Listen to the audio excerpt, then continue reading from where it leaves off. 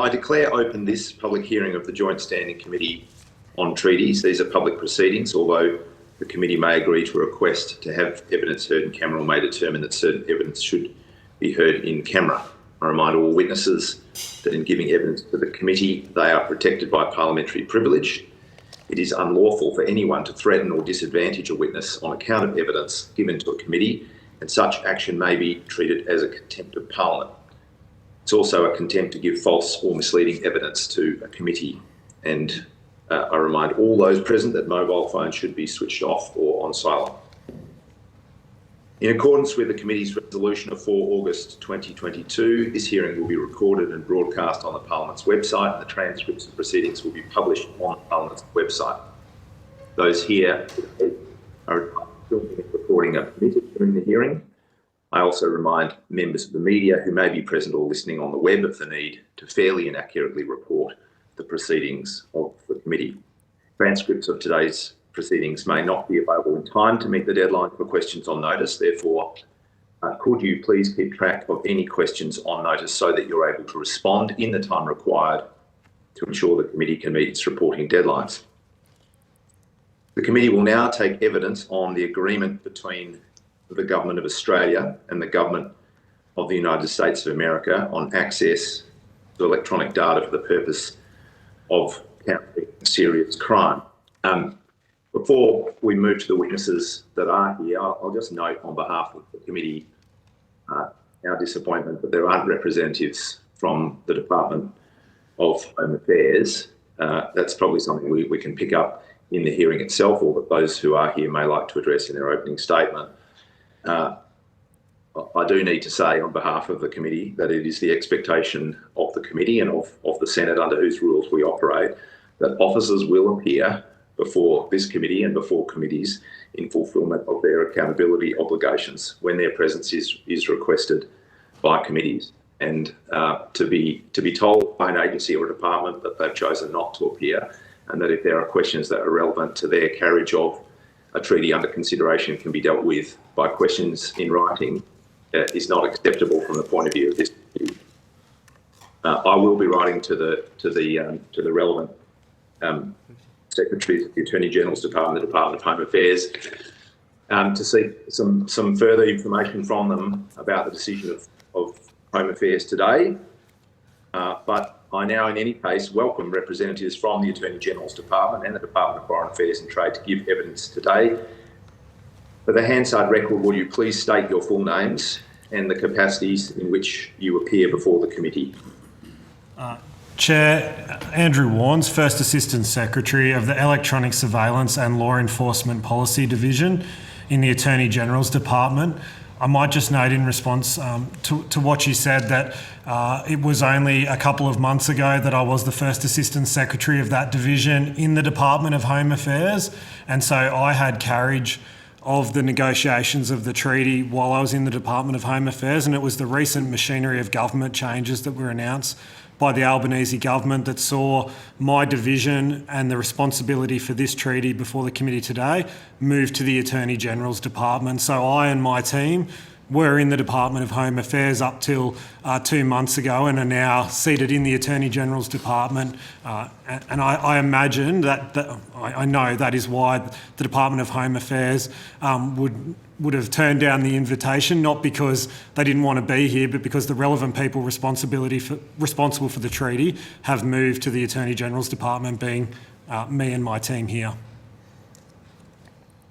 I appreciate that explanation, and I guess I take in that then, and I mean, I was conscious of those machinery of government changes, and perhaps something's been lost in translation, but the email that was sent to the committee suggested that if there were questions for Home Affairs, which suggested that Home Affairs had some responsibility for aspects of this agreement, that they would be directed to Home Affairs. If what you're saying is that Home Affairs, the Department of Home Affairs, has no responsibility for the operationalising or administration of this agreement, then that's a different matter.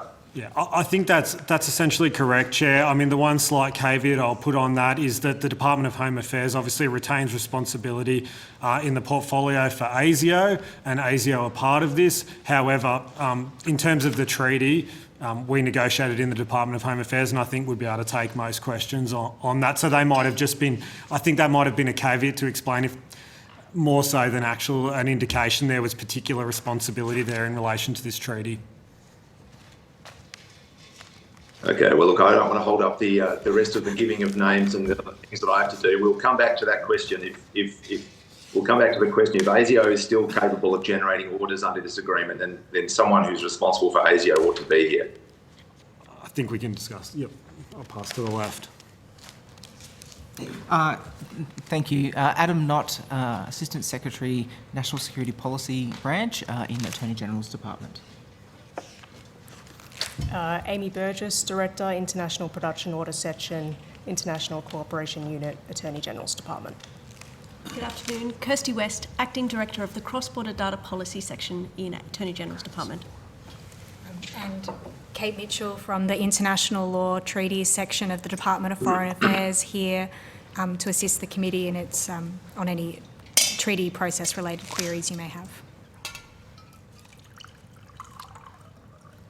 Thank you all. Although the committee does not require you to give evidence under oath, I should advise you that this hearing is a legal proceeding of the Parliament and therefore has the same standing as proceedings of the respective.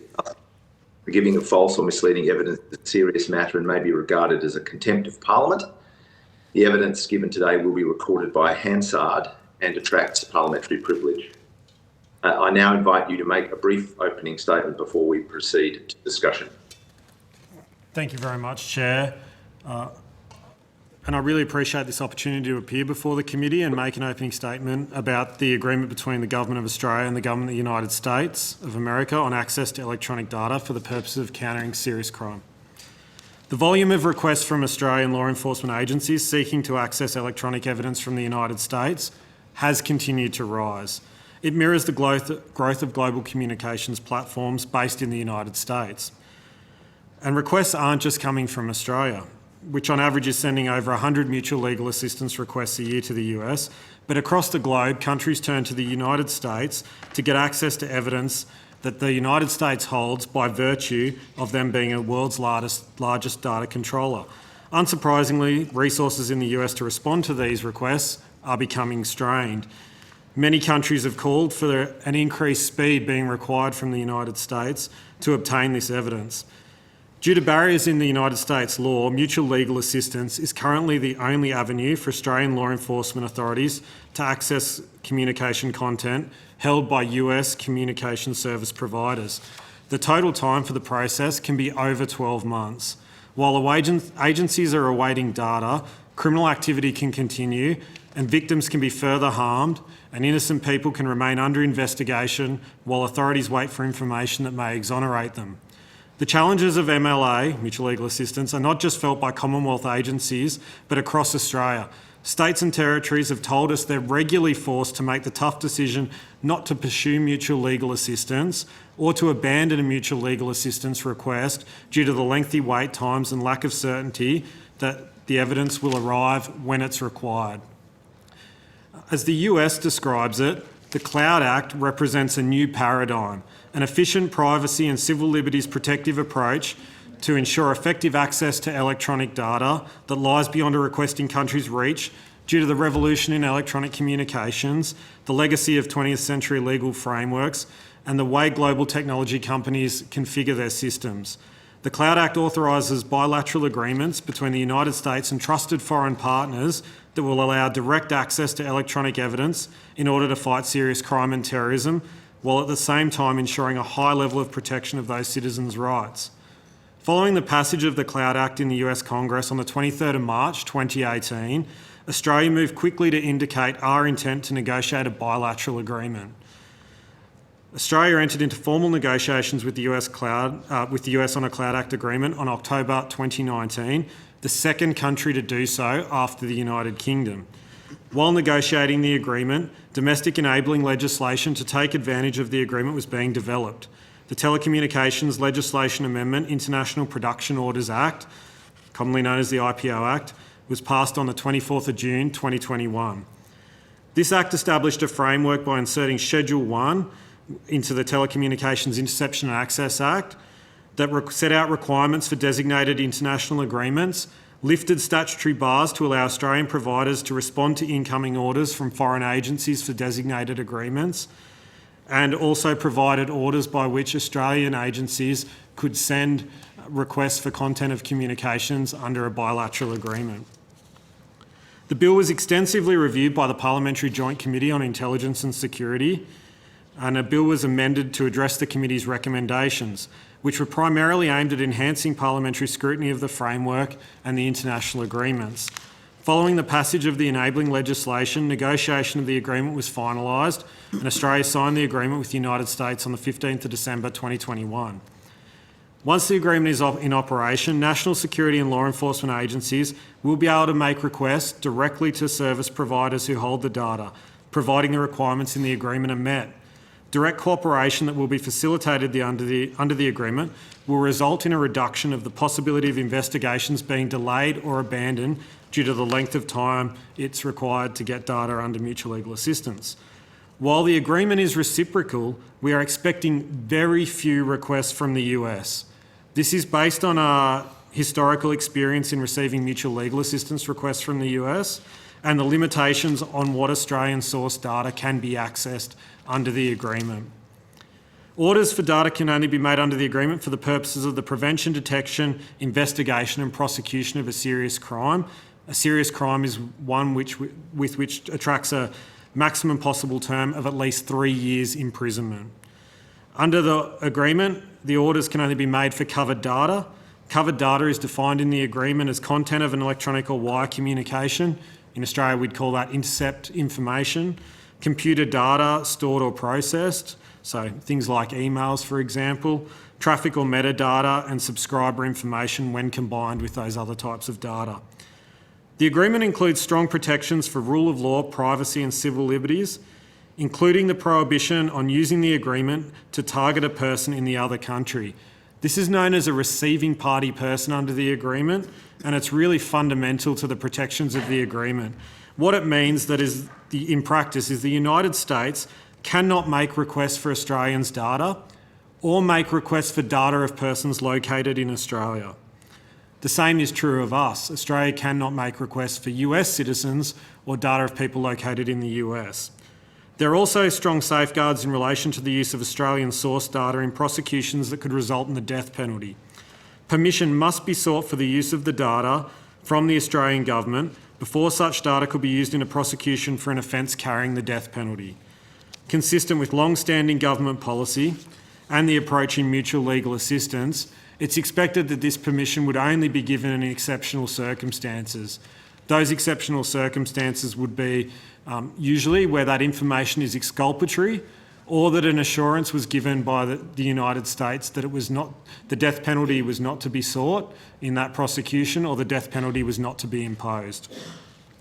The agreement requires that each party has a designated authority who is responsible for serving the order and checking compliance with the order before it goes across to the designated communication service provider.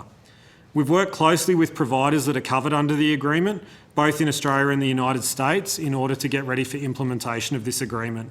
I'd like to highlight that the tech companies are very supportive of this solution and have been highly cooperative with Australian authorities in preparing us for implementing this agreement. The ability for an Australian law enforcement agency to issue an international production order via the designated authority to a US provider could actually reduce the response time. I like to say to the companies hours. They don't think that's quite realistic, but we do think it will reduce it to days or weeks rather than months or years. It's a significant improvement, and I don't think we can understate the positive impact that we're expecting this to have on criminal investigations. I'd just very briefly like to take the opportunity to thank officials from the Department of Justice in the United States for the collaborative approach they took in negotiating this treaty of critical importance to Australia. A number of countries are seeking a similar agreement to what we've been able to secure with the United States, and I think it's testament to the strong relationship between the two countries that we were the second country to sign such an agreement. The first was the United Kingdom, as I mentioned, and I'd like to take this opportunity to thank officials from the Home Office as well, who've provided significant insight into how they've been preparing for implementation for the treaty that they signed, which has been of significant benefit to myself and the team. Mutual legal assistance and international crime cooperation has been and will continue to be essential for obtaining evidence overseas in the investigation of serious crime. However, the volume of data currently being generated and required in these investigations in the 21st century demands a new solution. This agreement with the United States presents Australia with a unique 21st century solution to the problem. By providing direct access to data held by US providers, our law enforcement and intelligence agencies will have, in a more expeditious manner, the information they need to prevent, deter, investigate and prosecute serious crime and protect the Australian community. I'd welcome any questions the committee might have about the agreement. Thank you. Thank you, Mr. Warnes. That was a very good summary. I will go off with a couple of questions, and then I'll go to the Deputy Chair if he has questions, and then other committee. I might begin by just running through what I understand to be the process in simple terms, and if I get it wrong, that'll be your opportunity to correct me. So, in the past, clearly, Australian law enforcement trying to obtain the data that's held in the United States that's relevant to a crime in Australia went through the mutual legal assistance framework, which is a kind of a government-to-government process, and it's quite cumbersome, quite slow, as you've described. This will enable law enforcement agencies following a proper process to go directly to the holders of informational data, and it will proceed, as I understand, will proceed as follows: that an appropriate Commonwealth, state or territory agency will seek an order. In order to do that, it must first comply with our domestic law, and that law is the Telecommunications Intercept and Access Act, as I understand it. And in a way, the requirements of that Act and the terms of this agreement match one another. So this agreement talks about it needs to be in relation to serious crime, and there needs to be some reasonable justification for seeking the information. Similarly, under the TIA, the Telecommunications Interception Act, it requires that the information sought is likely to assist with investigations into serious offences. So there's that kind of that requirement before an agency can proceed with an order. On the basis that it proceeds, it needs that the order needs to be subject to some review by a relevant court or judge or magistrate. And it might be useful in a minute if you just speak to us about who that would be. I think there's some reference in our papers to the Administrative Appeals Tribunal, but presumably the order needs to be subject to that kind of oversight.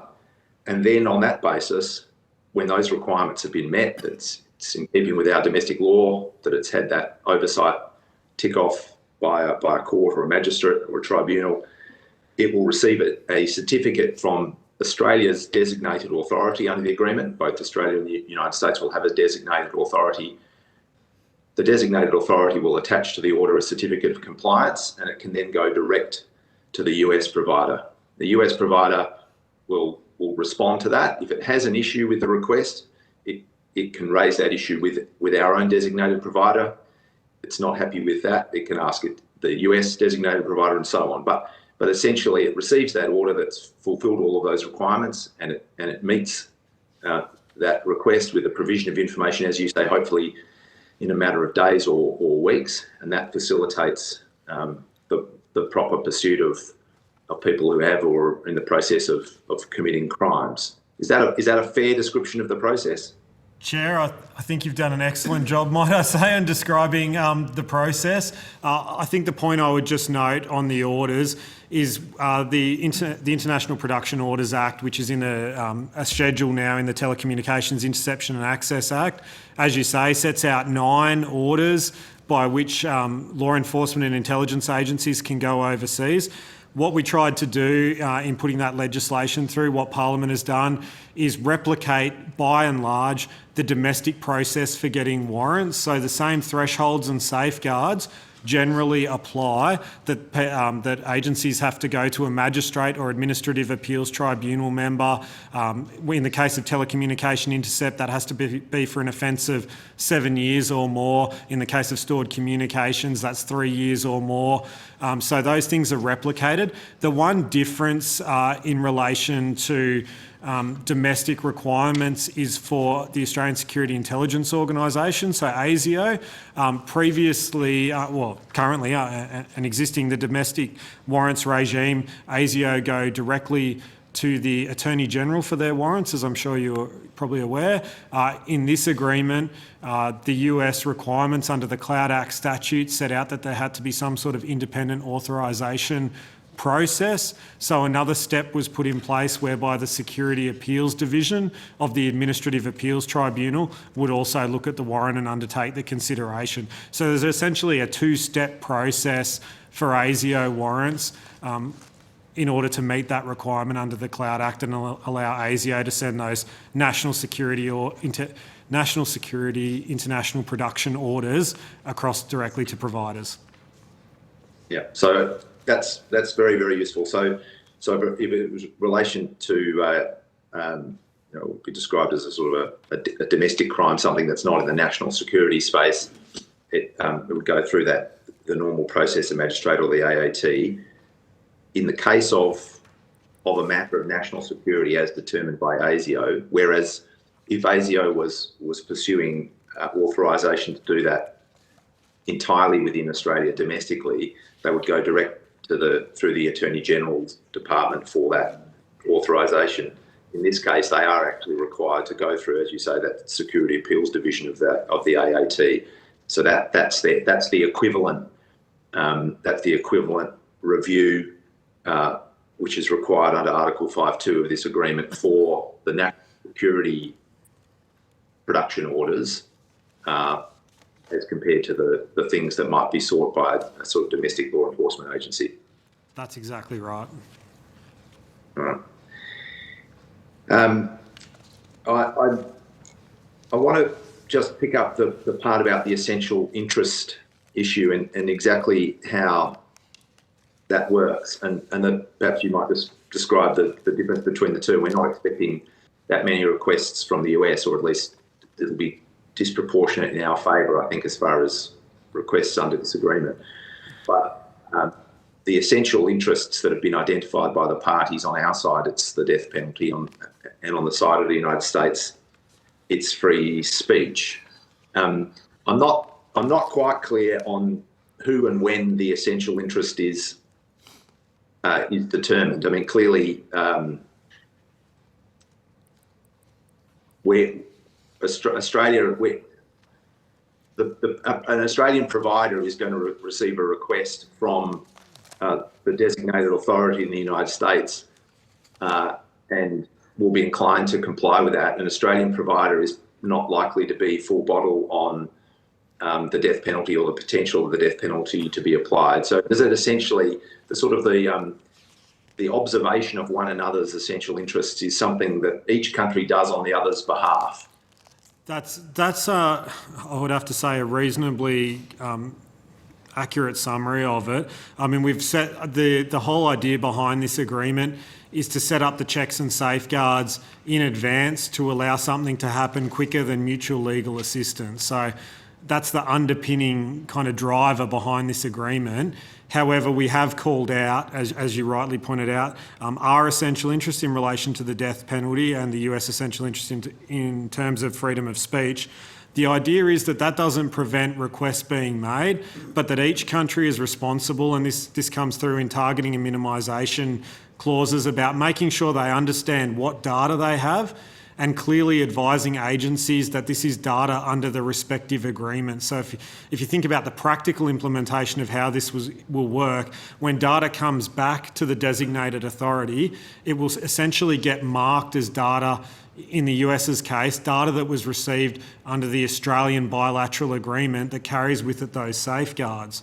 Now, that will mean that when it gets distributed to agencies, they understand where that data has come from, and they also have to have received appropriate training and understanding to handle, use, store, etc. that data, so that they will know that that's our essential interest.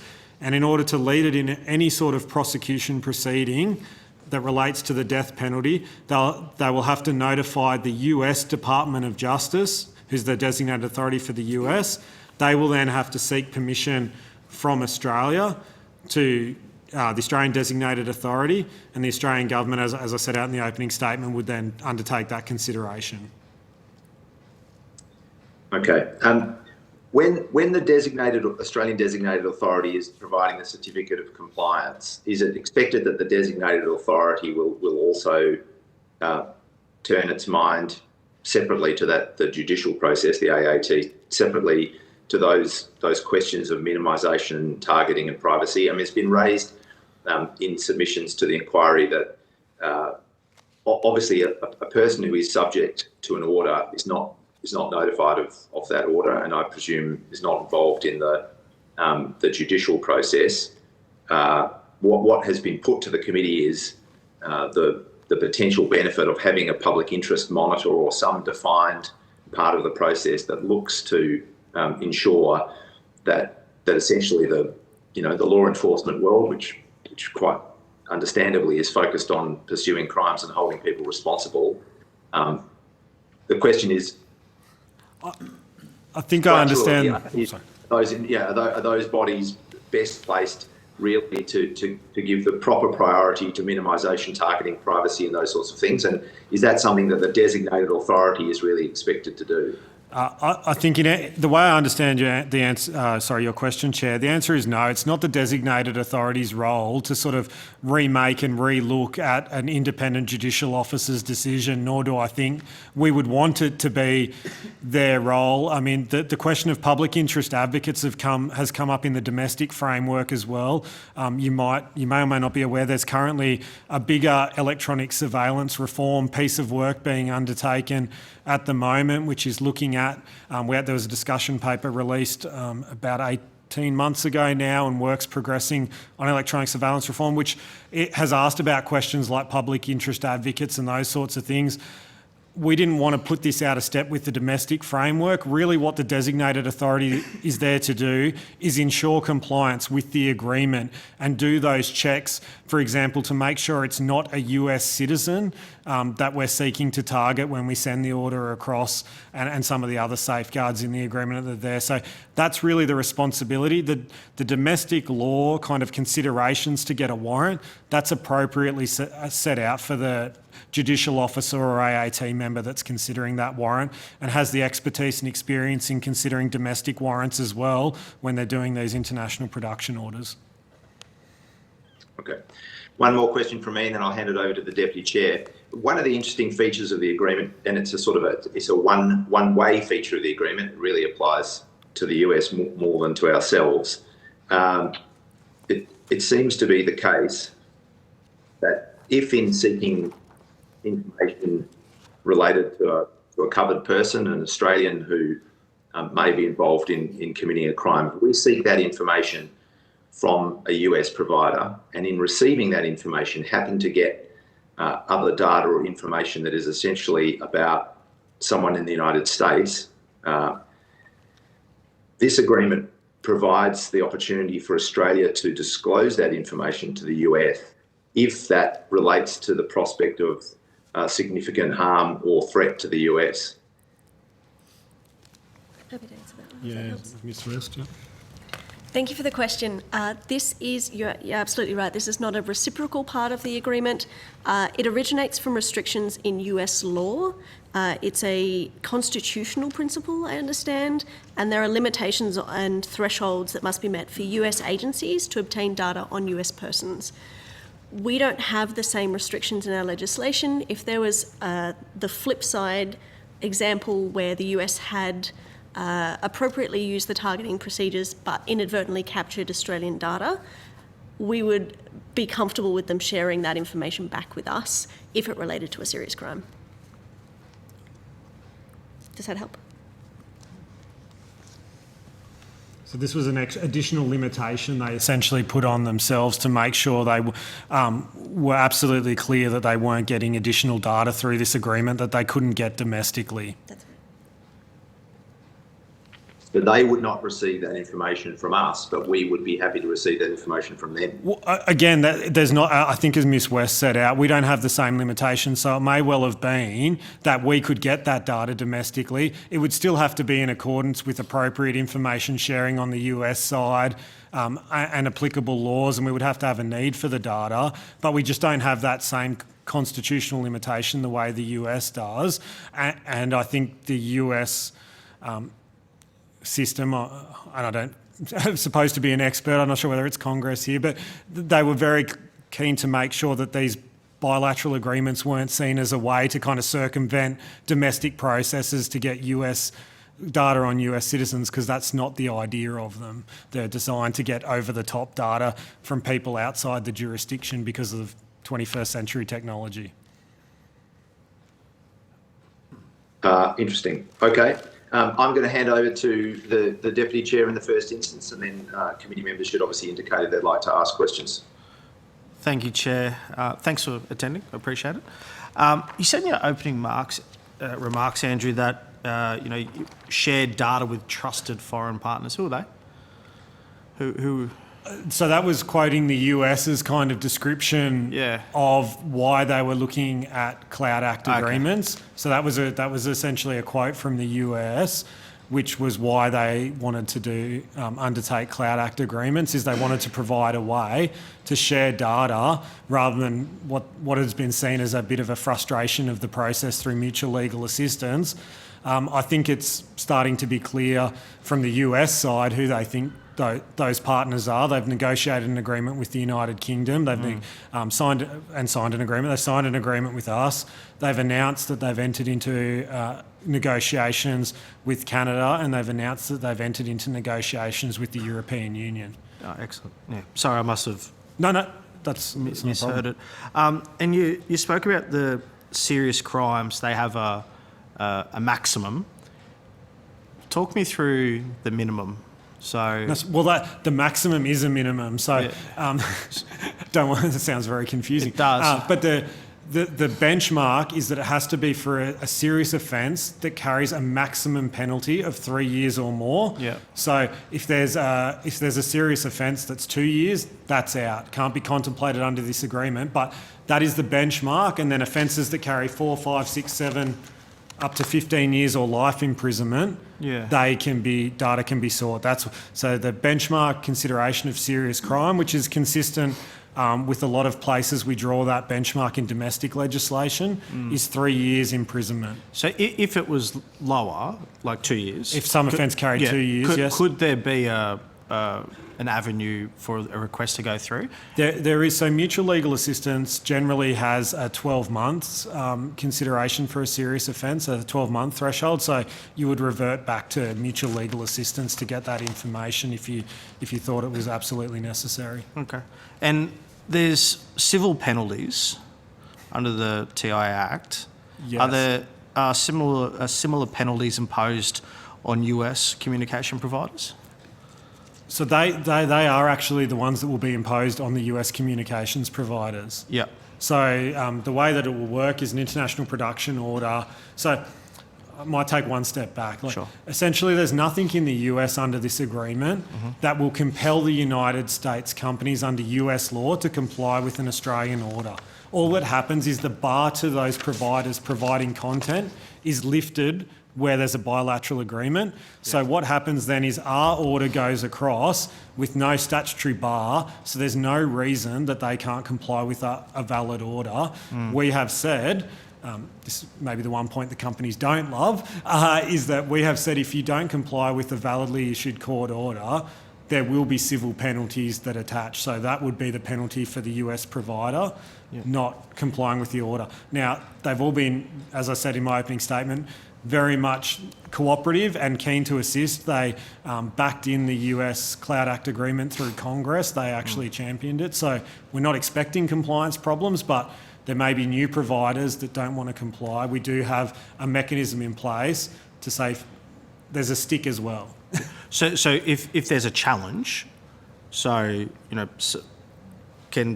there recourse for a challenging of an order? Absolutely. So there's a couple of ways a challenge could happen, and we're hopeful, obviously, that orders don't get challenged. But in the first stage, when we send an order across to a designated communications provider in the US, the first under the agreement, the first port of call becomes the Australian designated authority, and they should raise any issues and objections with the Australian designated authority. The Australian designated authority does have the ability to cancel the order if it so feels that, it wasn't a valid order.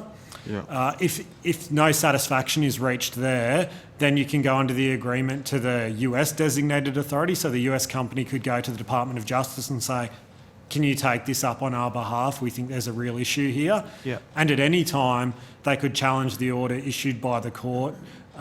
This seems like a long time. Like, how long would something like this take, and is there a provision A challenge? Yeah. I mean, the thing and the benefit of having a designated authority is at a single point of contact, and we will, I expect, be sending many requests to the likes of Google, Apple, Facebook. So there's going to be a constant dialogue. This isn't going to happen out of the blue. And so I'd expect actually the discussions around the validity of an order could happen very quickly. Obviously, a court challenge in Australia to the order that a court has issued in Australia.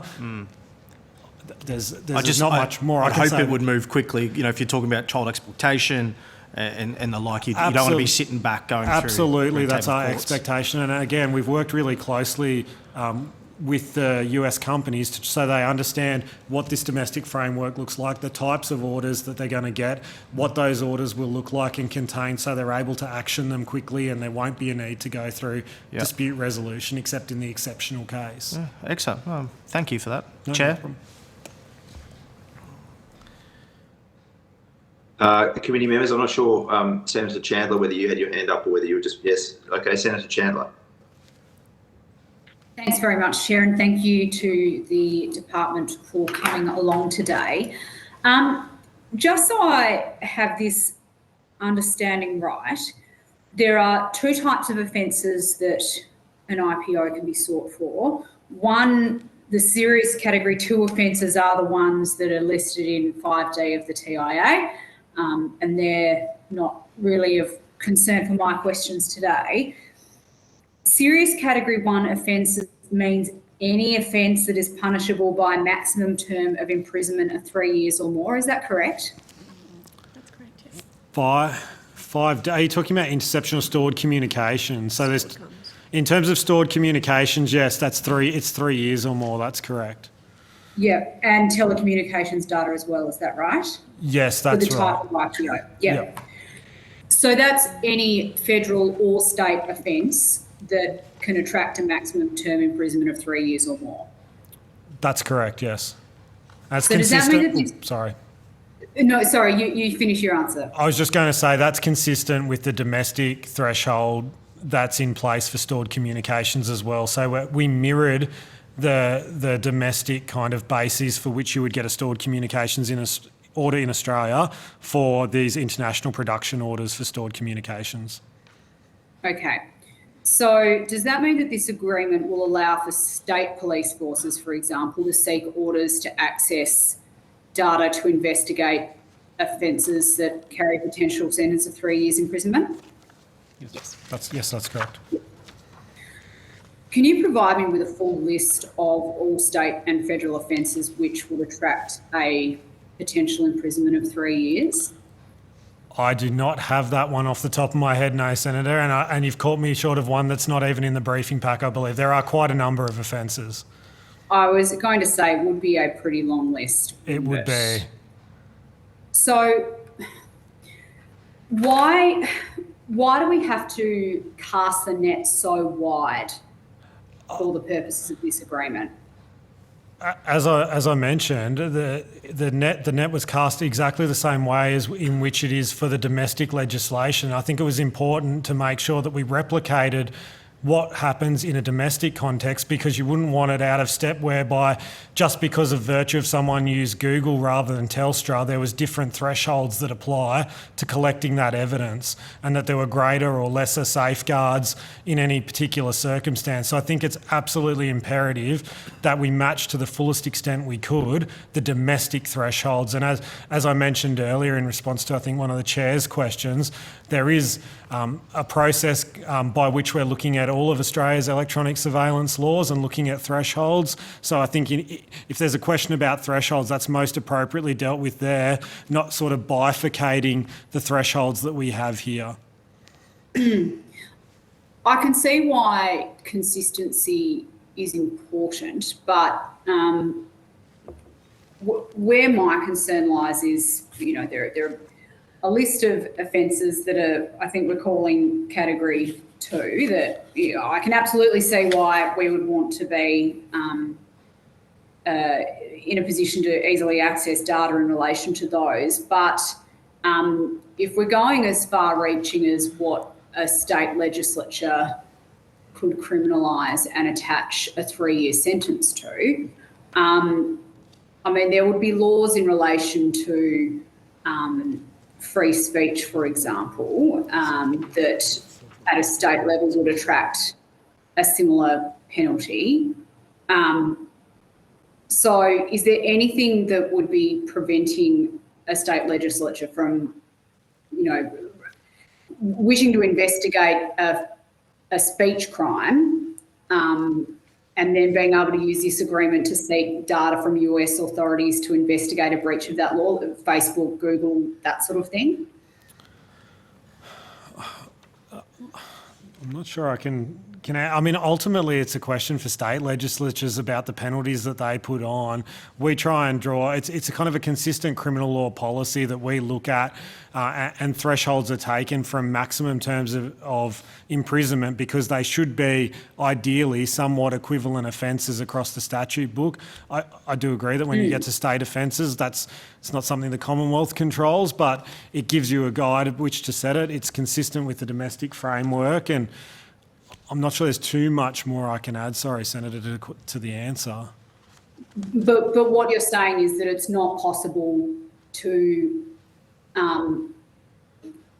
let me rephrase, that if a state legislature were to enact some sort of criminal offence or tripping some sort of legislation that related to speech, and its level of offensiveness, say, and that you could go to jail for 3 years for that, then all of a sudden that's within the remit of this agreement that we're talking about. Thanks sorry, I think I understand the question a little bit better now. Sorry, yeah.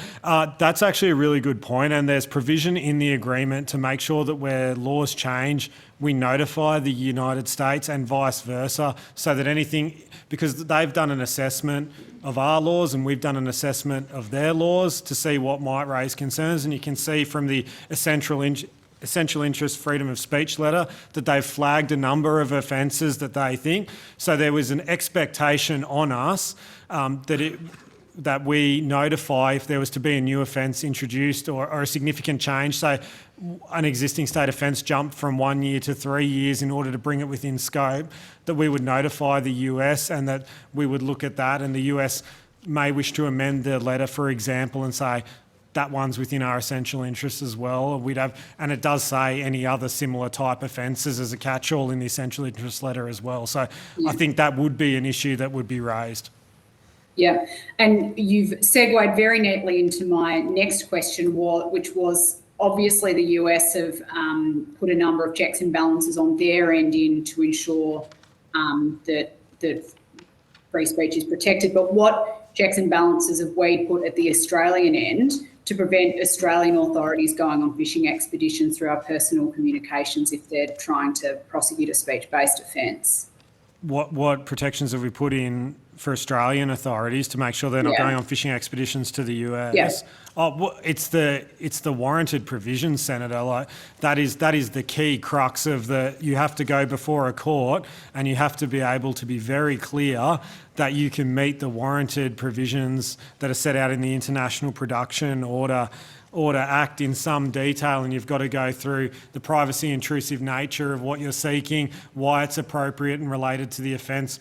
I won't go, I can take you through if you'd like each of the tests, but I don't think you would probably want that. But if you do, I can absolutely take you to each of the 9 orders and the tests, but they're quite exhaustive into what the issuing authority has to look at to make sure they're satisfied that the communications that are going to be sought are appropriate. In addition, the agreement is very clear that you have to actually outline what you are targeting. There has to be a target account, a target person. It can't be some sort of bulk data phishing exercise. That is not at all what is contemplated in the agreement and the article someone's going to point me to. I would just add, Senator, so beyond or in addition to the statutory checks that the relevant issuer will be considering when deciding whether to issue the order, that order then will come to the designated authority for review, and some of the checks that we will be conducting to assess whether that order complies with the agreement, as opposed to the domestic legislation, relates to exactly some of the things that you mentioned. In particular, Article 4.2 requires that orders subject to the agreement shall not be used to infringe freedom of speech, along with a range of other items. And in addition, Article 4.5 requires that orders subject to the agreement are targeted at specific accounts. The Article 4 requirements are supplemented by Article 7, which deals with targeting and ensuring that orders are specifically targeted at accounts and are not, essentially those are some of the safeguards implemented to prevent bulk phishing expeditions and the like. Thanks. So, but if we're talking about Australian authorities investigating Australian citizens and going to the US to source the data to do that, Yes. do we have the same checks and balances in place? We don't, do we? No, I think that's what we're saying. Absolutely, we do, Senator. Oh. There's a range of requirements in the agreement that the designated authority will make sure that the orders comply, because as Ms. Burgess has just read out, they apply both ways. Those checks and balances apply both ways. And then on top of that, we have the domestic legal framework for international production orders, which sets out the warranted requirements the issuing authority has to consider. So there's multiple checks and balances in this agreement to make sure that those things that you mentioned can't occur, and that all those orders are targeted, specific, and tied to the prevention, detection, investigation, or prosecution of serious crime. We're still outsourcing a lot of that consideration to the designated authority, though, aren't we? Which is either a court or the AAT, correct? No, sorry, the designated authority is the Attorney General's Department. The court or the AAT absolutely will make those considerations, just as they do domestically whenever someone wants to go and get an intercept and wants to collect information from Telstra or Optus or Vodafone.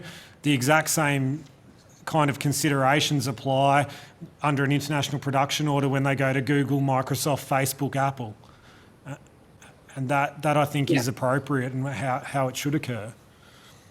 So, Senator, I might just add to that essentially what would happen in practice would be a law enforcement agency in Australia, like the AFP, they would go through their internal processes. They would go to the independent issuing authority, so a court, make their case there. If they agreed, then the order would go to the Australian Designated Authority to be checked again. If the Australian Designated Authority was comfortable that everything was compliant, then the order at that point would go to the tech organisation in the US, be it Facebook or whoever. They would then assemble the information and would funnel it back to the requesting agency, so the AFP, for example. So there's multiple sort of points where checks have to occur, and sort of an independent sort of authority has to be satisfied that everything is compliant. Yeah. And just, this will be my last question, but just going back to that point that we were discussing earlier around 3 years being, or a 3-year imprisonment rather, being the benchmark. the fact still remains that if a state legislature adopted a law or created an offence that attached or attracted a 3-year imprisonment, and that law wasn't one that the federal parliament would be considered or would consider to be sufficiently serious, that's still going to be caught within this agreement, isn't it? That's right.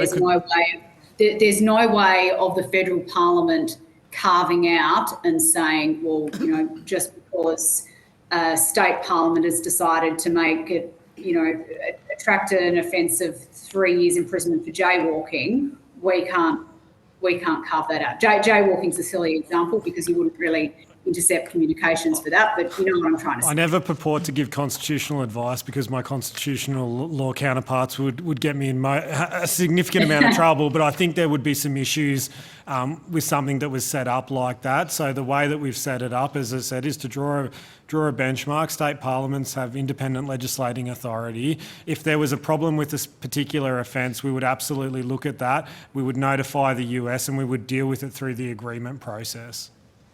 But Parliament wouldn't necessarily have oversight of that.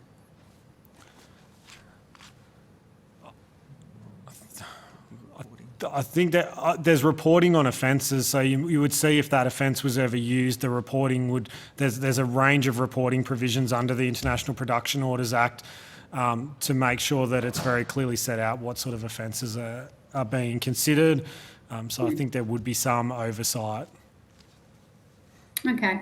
Thank you very much for answering those questions. That's all from me, Chair. Thanks. Thank you, Senator. I'm going to go to Senator Green. Thank you very much. And I just wanted to go back to, I guess, the purpose of the, sorry for the distraction. That's fantastic. She wants to be held. I'm sorry. Just on the purpose of the treaty itself, I guess what's been put forward to us is that there's an issue around delays of seeking information, and I just wanted to ask some questions about that. The information that we've been provided suggests that it can take up to 12 months for data to be sought from US providers for various reasons, and you addressed that in your opening statement. Can I just ask, do you know what the average length of time it takes to receive data from the US under the 1,000 requests that have been made? I don't, Senator. I'll just look to my left to see if anyone else has that information on hand. We may have to take that on notice. I can tell you in the last 10 years there's been a big growth of going from 2009 from 30 requests to 213 in 2019, but I don't know the average length of time of those, but 75% of our mutual assistance requests to the US are for this type of data, but I don't think we know the average length of time. Yes, I'm not sure that we've got the average length of time, but it is definitely the case that the vast majority of matters do take at least that amount of time, the 12 months or more. Would you be taking that on notice if that's something that can be obtained, or even the average of the matters in the last 12 months? That might give us a snapshot of what is actually. I can answer the question of the average amount of time for matters under mutual legal assistance from Australia to the US in relation to electronic data to US providers, and the average is over 12 months. Okay, thank you. The other question I had was, in a practical sense, what does that delay mean for Australian authorities? Is it a delay that leads to a longer prosecution time? Is it a delay that actually leads to possibly longer arrests? What is the practical implications of having these delays in sourcing data? So it's a really good question. I think so you're right on both of those things you mentioned. You're absolutely right. There's delays in sourcing data. There's delays in investigations. I think the biggest thing that gets missed here sometimes is it's the investigations that aren't happening. Because if you're a state or territory police officer and you have a very big caseload on, and you realise that one of your investigations is going to require mutual legal assistance, and it's going to take 12 months or more, you might move on to the next one. You think you can go quicker. So what happens is that only the most serious crimes, the absolute top end up going through mutual legal assistance. And I think you can tell that by the numbers, because even though we're saying there's been an exponential growth in mutual legal assistance, I still think the numbers are incredibly small for the amount of data that we know US hold. And I think you will find that the numbers, when this agreement is up and running, are multitudes of times larger, because mutual assistance is putting the finger in the dam. It's because of the built-in inefficiency. You're actually stopping a whole range of crimes from being investigated and solved because you can't get access to that data. So I think you will see more and more requests going across once agencies realise that this data is there and it can help them solve serious crime. I think that is the biggest impact and shift that you will see. Okay. I had another question following on from Senator Chandler's questions around serious offences and how they're defined. We were talking about the context of where an Australian state jurisdiction might have a crime which has 3 years or more imprisonment and be considered serious. In the circumstances of the reciprocal nature of this treaty, I'm guessing that offences that attract 3 years imprisonment in states of the United States. I don't know if that's the best way to put that, but state jurisdiction in the US would also be included under this treaty. That's correct. That's absolutely right. And so what we've done is make sure that the agreement sets out the safeguards and parameters.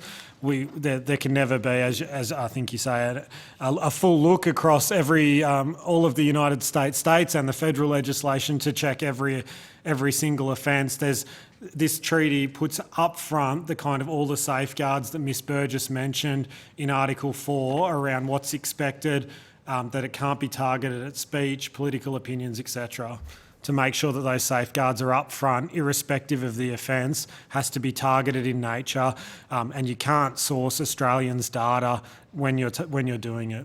And I think that's the ultimate safeguard that needs to be remembered here, is ultimately no data can be targeted by the US that's an Australian's data or data of people located in Australia.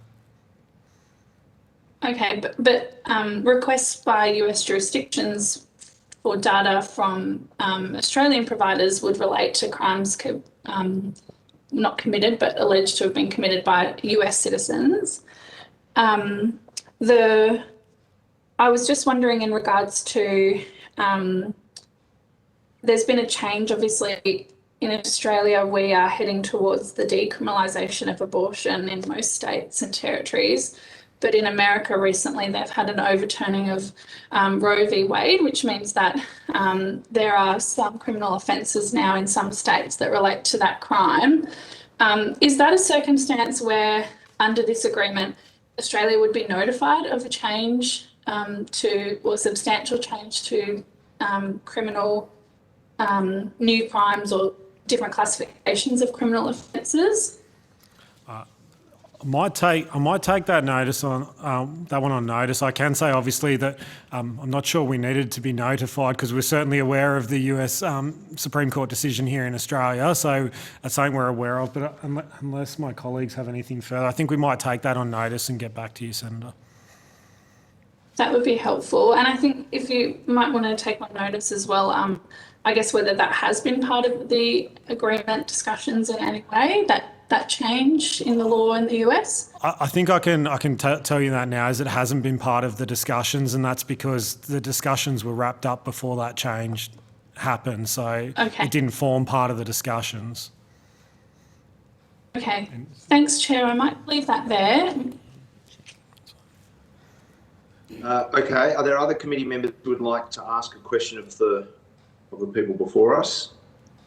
Mr. Watts, I might just ask you to let the committee know about the, I think it's right to say that under the agreement that it's stipulated that there will be a review of the operation of the agreement within 12 months of it coming into force. I note from our papers that the respective designated authorities, both in Australia and the US, will issue annual reports to each other that reflect aggregate data I'm interested. I know you talked before about our own domestic production order disclosure requirements, but if you could just let us know with respect to this agreement, what kind of publicly available information will there be in relation to how the agreements are used and what they result in? Yeah, so it really goes back to Part 9 of the Schedule 1 of the Telecommunications Inception and Access Act, which sets out the reporting requirements from the International Production Orders regime. So that will be the key reporting mechanism. How this specific agreement is used, well I think for quite a while, that reporting regime will only refer to that bilateral report. So it will be very clear that it's only in relation to this agreement. Okay. Could I also ask you, just on notice, to provide to the committee, you described before the set of considerations that are part of the judicial consideration in approving orders. I think you said that there were considerations that went to necessity and proportionality and privacy and all those things. I think it would be useful for us just to have those provided in writing if that's possible. The Chair, you're after the legislative provisions of the IPO Act? That's right. Yeah, I'm happy to provide them on notice to the committee. That's not a problem. Yeah, because they go to some of the questions that have been raised by other submitters with respect to minimisation, privacy and so on. No, that's not a problem at all, Chair. The only other question I have before I do a final sweep around is in relation to changes or variances between the agreement that we've struck with the US and the one that the US struck with the UK. Was there anything? I know, for instance, it's been raised with us that in the US-UK agreement there is a provision that deals with circumstances where a dispute can't be resolved, and it allows either party just to sort of unilaterally say, well, in this case, the agreement can't be invoked. And apparently that's not in the agreement between us and the US. So if there's anything about any of those variances that you can point us to and or explain. I think in general terms, probably the biggest variance is around data protection. So the US-UK agreement points to the US-EU kind of data protection umbrella agreement. Obviously, we're not party to that agreement, and so we put in place our own sort of privacy protection, which is principles-based and then is reinforced by acknowledging that domestic law plays a role for each party.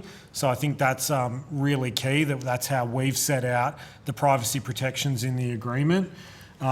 There was a few language provisions. We decided not to use to wit because, maybe that's a particularly old British expression that we decided to extract from the agreement, but ultimately that was it. In terms of your specific question, looking at my colleagues if there's anything on that. One, there is of course termination provisions in the agreement. It may not be worded in exactly the same way, but I think the substantive effect of what can happen in Article 16 is the same. Is that right? Yeah, expiry and termination of the agreement.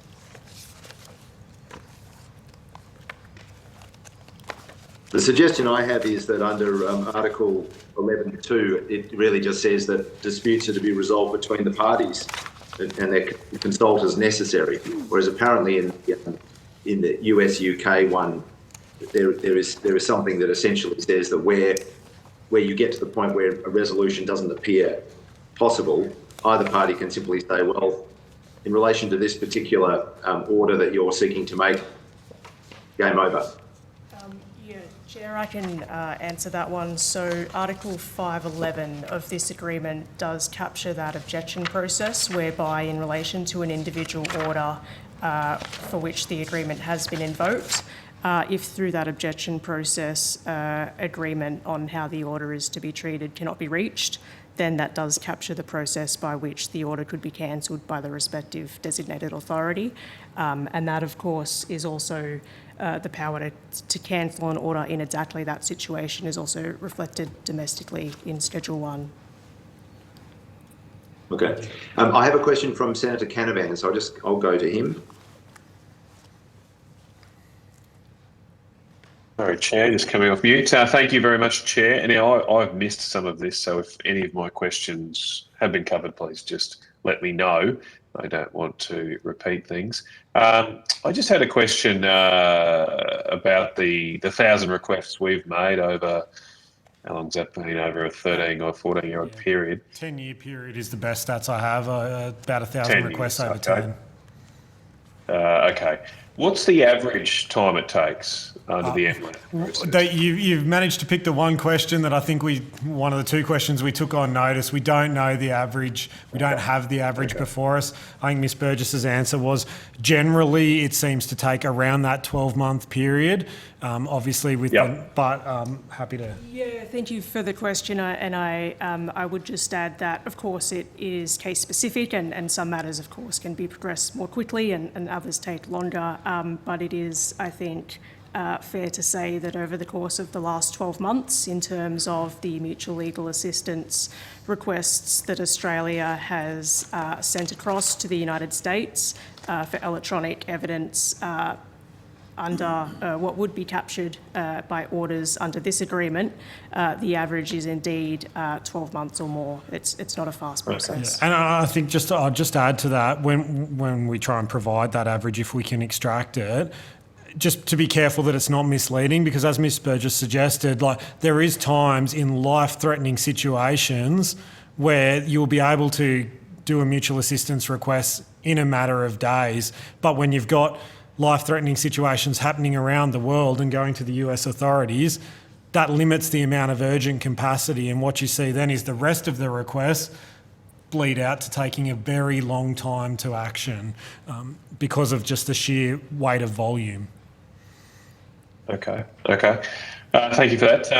Now, I've just got some questions on the IPOs. What does that stand for again? The international production orders. International production orders, and the different types of them. So the notes I have here, there's interception, stored communications, and telecommunications data. Yep. I mean, particularly in the context of, I presume when you're talking stored communications, presumably that can include the stored communications through WhatsApp or other messaging apps. Is that correct? That's right. So stored communications is ostensibly that, communications which are stored and no longer transiting through the network. So how is that, in the modern sense, how is that different from interception?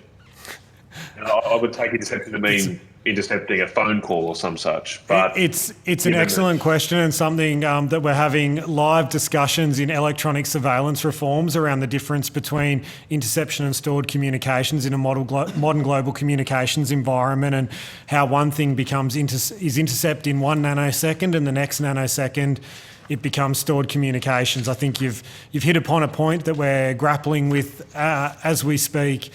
So happy to talk about it more in electronic surveillance reform. But yeah, we do grapple with this on a daily basis, and agencies have it fairly down pat. But things do shift quickly as well, and some companies, for example, have told us that they actually can't intercept. Like, they don't have an interception capability because of the nature of the company they are. Realistically, what you would be getting is a near real-time stored communications as opposed to intercept. Well, that sort of goes to my next question. So in the case of an interception order, presumably through the MLAT process, that means you can then listen to people's phone calls from that point on, basically. Is that correct? I'm on the right track. Yeah, so you're on the right track, except interception is the one kind of difference here between what this agreement provides and what mutual legal assistance provides. There's kind of, even through mutual legal assistance, you can't do intercept, whereby this agreement does actually lift the bar and allow interception. So the UK and Australia will be some of the first countries once the agreements enter into force that can do that. But again, as you stored communication, as opposed to a stored communication, which you get through mutual legal assistance currently, and that's what the vast bulk of requests relate to, is going and getting, for example, Gmail records, Facebook posts, Instagram shots, Snapchats, whatever it might be. So if you get a stored communications order, I mean, that word or that term is in the past tense, but but can you? So if you've got a stored communications order, you obviously would get the communications up to that date, but will that also then cover future communications? You don't. No, not in the same.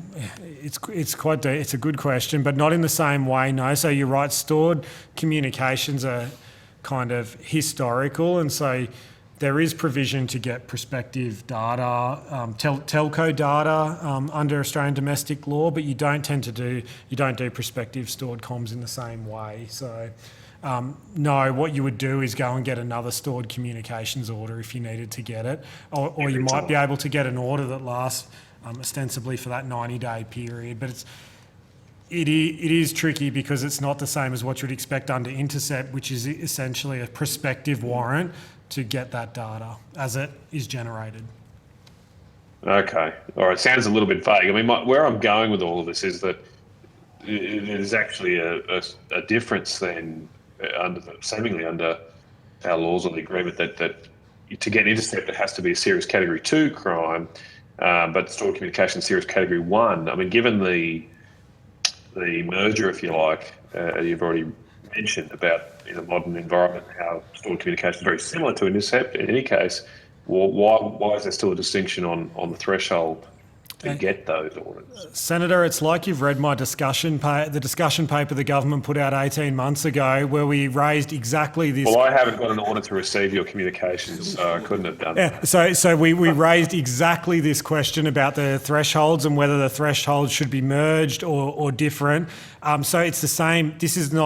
This problem is not unique to the International Production Orders framework.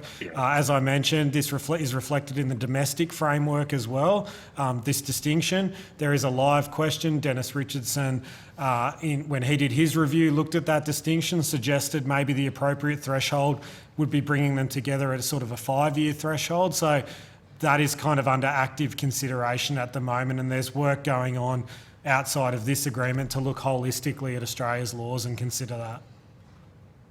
Okay. All right.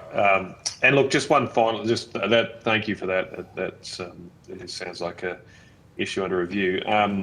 Just one other topic very quickly. How do you deal with and this again would probably go to your domestic laws, but how do you deal with intercepting communications that then go to third parties, especially in, say, group chats and things like that, where you could get communications from people that aren't the target of your investigation?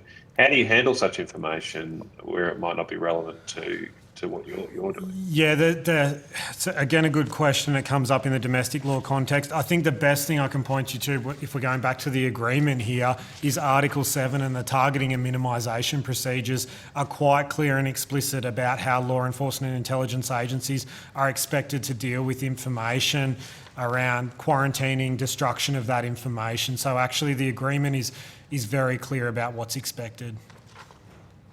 So say you've got someone's group chats through Facebook Messenger or WhatsApp, and there is communication between two people of that group that aren't subject to your investigation. What do you do with that message?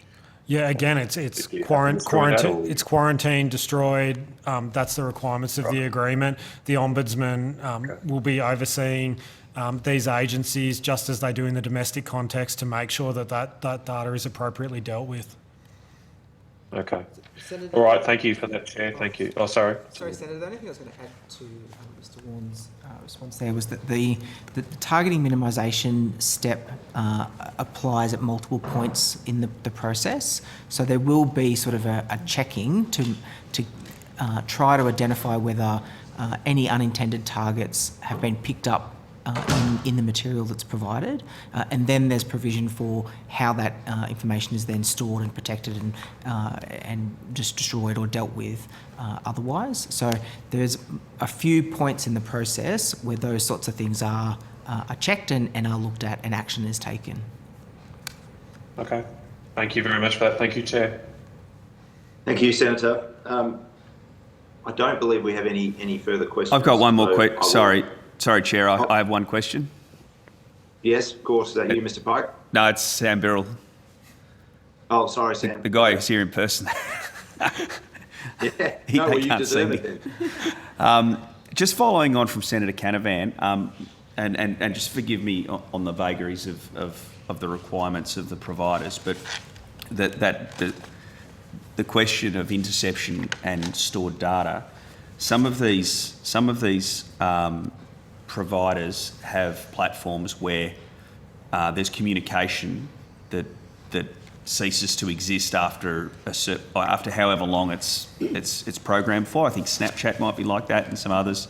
Are those providers required to keep that, or does that cease to exist after the user is? Yeah, so it's a good question. The answer is it kind of varies. So you can outside of this process get orders, and the name preservation orders. Name escaped me for a second. So you can get preservation orders for data, and so that happens now in the mutual legal assistance context, for example, because if something takes 12 months to track through, a lot of data will disappear. So where law enforcement agencies might identify data, they can send a preservation order before then an order, whether it be through this agreement or somewhere else, happens. But you're right, you've got to catch that quickly, because in the case of some companies, that data may no longer be there, but there's nothing that requires the keeping of that data. So in the absence of in the absence of an order to preserve, the data ceases to exist. So therefore, if there could be an order, but that would need to become subject of an interception order, because you would need to see it as in real time as the communication was happening. Yeah, I mean, the thing with an interception order is you've got to know that you've got targets in the first place, right? Whereas if you're doing an investigation, the reason stored comms is so useful is because a crime has been committed and you want to go back and try and pick up the trail. Whereas interception, you've got to, it's part of an active investigation generally, because you've got to know that they're your targets, and that's the line that's the communication platform you want to intercept. Sure. So it's a little bit different. Thank you. Thank you. All done. Okay. Look, thank you, Mr. Warner, and all your colleagues for your attendance here today. If you've been asked to provide any additional information, would you please forward it to the Secretary within 7 working days? As stated in my opening remarks, it's the witness's responsibility to meet this deadline in a timely manner. You'll be sent a copy of the transcript of your evidence when it becomes available, and we'll have an opportunity to request corrections to transcription errors. I thank you all today, and I declare this public hearing closed. Thank you, Chair.